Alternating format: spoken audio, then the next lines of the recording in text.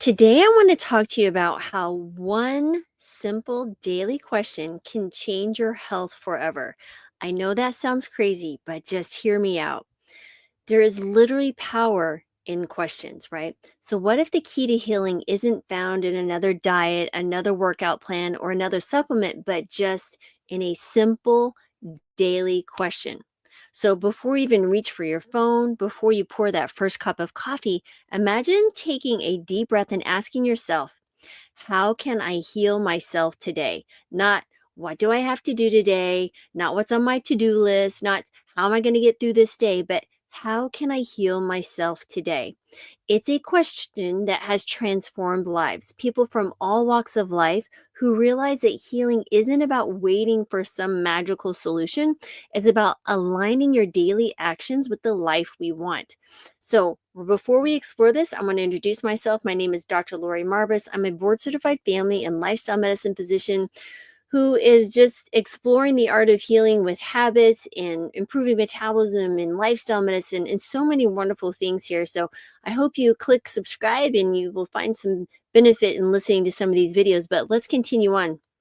So let's really explore, first of all, like, why does this work? And what's the history and the science and some real life examples that show the power of small daily choices. Okay, imagine this. There's literally one question that changed history. So, throughout history, people who've made the greatest transformations, whether in health, mindset, or entire civilizations, were those who asked different questions. Let's say Florence Nightingale, for example. She arrived in a British military hospital during the Crimean War. Soldiers were dying at an alarming rate, not from battle wounds, but from infections caused by unsanitary conditions. So instead of accepting the status quo, she asked, how can I help these soldiers today? How can I help heal them?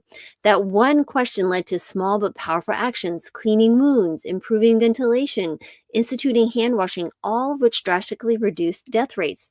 She didn't wait for a massive breakthrough or perfect circumstances. She started with what was in front of her. Very, very important. And that's exactly how we heal ourselves, not by waiting for the perfect plan, but by making one healing choice today. What can you do right now that's in front of you? Let's talk about the science of intention and why this works. Your brain is a pattern recognition machine. Yes, when you repeatedly focus on shapes your reality, what you repeatedly focus on shapes your reality. Neuroscience tells us that when we ask a question, okay, our brain immediately starts scanning for answers, even when we're not aware of it. And there's a special effect for this. The brain hates open loops and works to close them regularly. By asking, how can I heal myself today? You create a mental spotlight, literally just like a light that you shine on something in the dark, training your focus on opportunities for healing rather than reinforcing the habits that keep you stuck. If you wake up asking, how will I get through this exhausting day? Your brain will confirm you're exhausted, life is hard, and there's nothing you can do. But when you ask, how can I heal myself today? Your mind shifts to possibilities, right? To solutions. Maybe I need to drink more water. Maybe I need to step outside and breathe. Maybe I need to stop talking to myself like a bully. Now, this question flips you from reacting to life to actively shaping it, from helplessness to power. Now, here's what I describe as a habit healer's approach. You're aligning your daily actions with healing. If you woke up every single morning and asked, how can I heal myself today? And then actually followed through, how would your life change in a week, a month, or a year? Here's what this might look like in practice. Day one, you realize you've been skipping breakfast and decide to nourish your body with real food. Day two, you recognize your stress and take 5 minutes to breathe instead of diving into your inbox. Day three, you choose to reframe a negative thought instead of letting it spiral into self criticism. Day four, you put your phone away 30 minutes before bed and wake up feeling more rested. Day five, you go for a short walk after dinner and then you break the cycle of emotional eating. Small, simple choices repeated over time and they reshape everything.